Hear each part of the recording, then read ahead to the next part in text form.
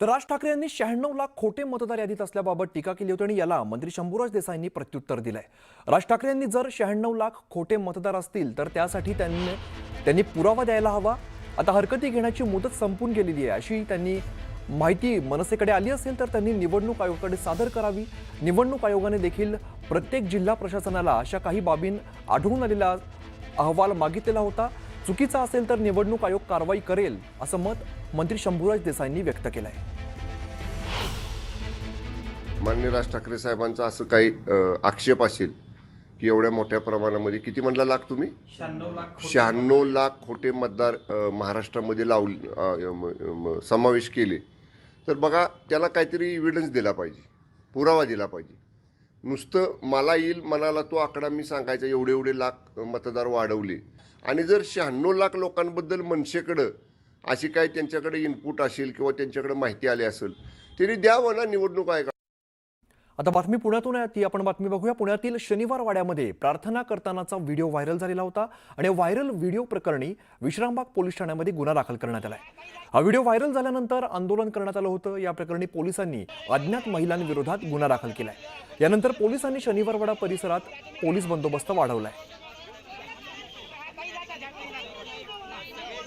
पुण्यातल्या ऐतिहासिक अशा शनिवार वाड्यावर काल भाजपा खासदार मेधा कुलकर्णी आणि काही हिंदुत्ववादी संघटनांनी आंदोलन केलं होतं। खरं तर शनिवार वाड्यात काही मुस्लिम महिलांनी नमाज पठण केल्याचा आरोप करत हे आंदोलन केलं आणि त्यानंतर जो शनिवार वाड्याच्या लगत असणारा म्हणजे शनिवार वाड्याच्या हद्दीतील जो एक दर्गा आहे किंवा ज्याला कबर म्हटलं जातं ती कबर हटवावी म्हणून देखील काल काही हिंदुत्ववादी संघटना मोठ्या प्रमाणात आक्रमक झालेल्या पाहायला मिळाल्या होत्या। खरं तर येत्या 8 दिवसाचा अल्टिमेटम प्रशासनाला या हिंदुत्ववादी संघटना आणि भाजपच्या ज्या महिला खासदार आहेत मेधा कुलकर्णी त्यांच्याकडून देण्यात आलेला आहे आणि काल याच हिंदुत्ववादी संघटनांनी या ठिकाणी भगवा झेंडा देखील फडकवला होता आणि त्यानंतर कायदा व सुव्यवस्थेचा प्रश्न निर्माण होऊ नये, पुणे शहरात कुठलीही परिस्थिती तणावपूर्ण निर्माण होऊ नये म्हणून पुणे पोलिसांकडून सतर्कता बाळगली जाते। पुणे पोलिसांनी या शनिवार वाड्यावर बंदोबस्त जो आहे तो काही प्रमाणात वाढवलेला पाहायला मिळतोय।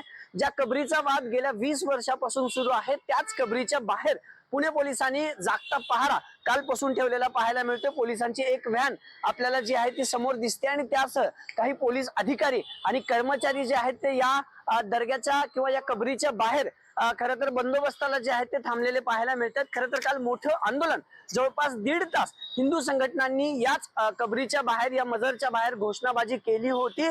याचे पुरावे इतिहासात सापडत नाहीत म्हणून ही सगळी कबर जी आहे ती अनधिकृत असल्याचा दावा हिंदू संघटनांकडून करण्यात आला होता आणि हीच मजर ही कबर हटवावी अशी मागणी गेल्या अनेक वर्षांपासून होते आणि त्या शनिवार वाड्याच्या आंदोलनानंतर या कबरी बाहेर जो राडा झाला त्यानंतर कुठलाही अनुचित प्रकार घडू नये, कायदा व सुव्यवस्थेचा प्रश्न निर्माण होऊ नये म्हणून पुणे पोलिसांनी आता सतर्कता बाळगलेली दिसते आणि याच कबरीच्या बाहेर कालपासून पोलिसांनी बंदोबस्त जो आहे तो वाढवलेला पाहायला मिळतोय। अभिजित पोते, न्यूज 18 लोकमत, पुणे। आता बातमी नागपूरमधून येते। नागपूर जिल्ह्यातील बुटीबोरी या ठिकाणी सरपंच धाब्यावरती मोठ्या प्रमाणात बीफ आढळून आलेला आहे। बोकडाच्या मटणाच्या नावाखाली त्या धाब्यावरती बीफ देत असल्याचा धक्कादायक प्रकार उघड झालाय। सामाजिक कार्यकर्त्यांनी पोलिसांना ही माहिती दिलेली होती। बुटीबोरी पोलिसांनी या संदर्भात आता कारवाई केली आणि धाब्यावरून मोठ्या प्रमाणात बीफ जप्त केलाय। सरपंच धाब्यावरती ही सगळी घटना घडलेली आहे। त्या ठिकाणी बीफ विकत असल्याचा आरोप काही कार्यकर्त्यांनी केलेला होता आणि सगळी माहिती पोलिसांना दिल्यानंतर पोलिसांनी कारवाई केली आहे। सरपंच धाब्यावरती बीफ विकत असल्याचा आरोप करण्यात आला आणि त्यानंतर बुटीबोरी पोलिसांनी कारवाई केली। तर राज ठाकरे आणि उद्धव ठाकरे एकत्र आले पाहिजेत ही बाळासाहेब ठाकरेंची इच्छा होती, मात्र बाळासाहेब जिवंत असताना ते एकत्र आले नाहीत। आता मात्र सत्तेसाठी दोन भाऊ एकत्र येतील अशी टीका रवी राणांनी केलेली आणि त्यांचं हे राजकीय सोंग असल्याची सुद्धा टीका रवी राणांनी केली आहे।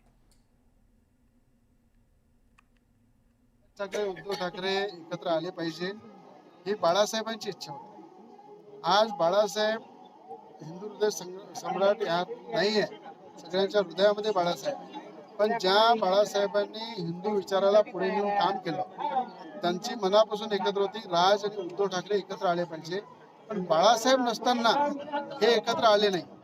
आता खऱ्या अर्थानं मजबुरीने आज एकत्र त्यांना यावं लागलं सत्तेसाठी।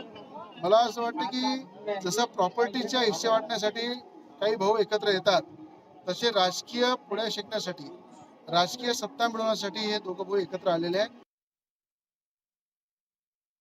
आणि उद्धव ठाकरेंचा चेहरा राज ठाकरे पसंत करत नव्हते. एवढी त्यांच्यामध्ये कटुता होती, एवढी वेगळ्या दिशेनं त्यांचा प्रवाह चालला होता की वेगवेगळे पक्ष त्यांनी स्थापन केले.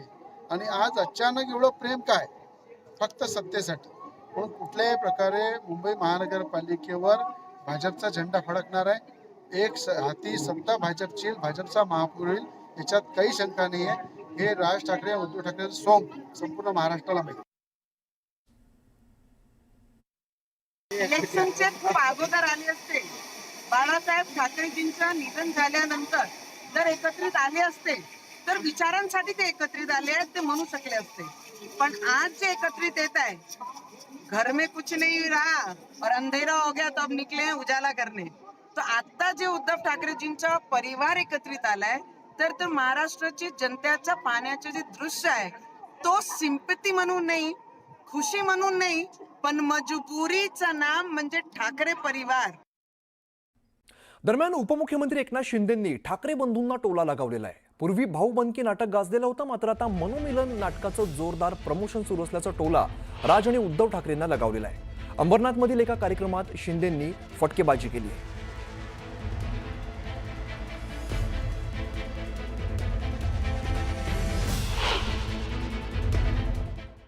काही नाटकं कॉमेडी असतात, रडकी असतात, काही काय असतात, ते जाऊ द्या, सोडून द्या.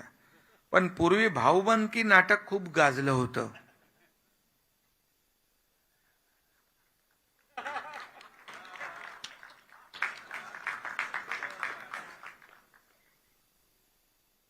आता मनोमिलनाच्या नाटकाचं जोरदार प्रमोशन सुरू आहे. ठीक आहे, जाऊ द्या, चांगलं आहे, चांगलं आहे. भाऊबंदकी नाटकाचे लेखक कोण आहेत? त्याला विचारा, भाऊबंदकी नाटकाचे लेखक कोण आहेत? हे नाटक कोणत्या साली आलं? हे नाटक आपण पाहिलं का? भाऊबंदकीचा जो संदेश आहे तो संदेश निंदाला अस्वस्थ करतो. वाद संपले, मतभेद संपले, भाऊ एकत्र आले, कुटुंब एकत्र आले, पक्षाचे कार्यकर्ते एकत्र आले, भाऊबंदकी संपली. आता या राज्यावरती एकीचा सूर्य उगवला, महाराष्ट्रावर शिवशाहीचा सूर्य उगवतो आहे. अशोक मामांचं एक नाटक खूप भारी होतं. त्या नाटकाचं नाव होतं सारखं छातीत दुखतंय. होतं ना, सारखं छातीत दुखतंय. मामांना मी सांगू इच्छितो, शिवसेनेचं यश पाहून काही लोकांच्या सारखं पोटात दुखतंय. नरकासुराचं मूळ स्थान गुवाहाटी. त्याच्यामुळे हे जे नरकासूर इकडले आहे, जे गुवाहाटीला जाऊन पूजा करतात त्या नरकासुराची, बरं का, तर त्यांचं हे बॉडी पेन होणारच त्यांना. आमचा विषय पोटात दुखण्याचं कारण नाही. आमच्या कोणाच्या पोटात, छातीत काही दुखत नाही. आम्ही ठणठणीत तंदुरुस्त आहोत. पण आज त्यांची जयंती आहे. आज एकनाथ शिंदेची जयंती आहे. गुवाहाटीला त्यांना जावं लागेल कदाचित. नरकासूर हा उगम पावला गुवाहाटीमधून.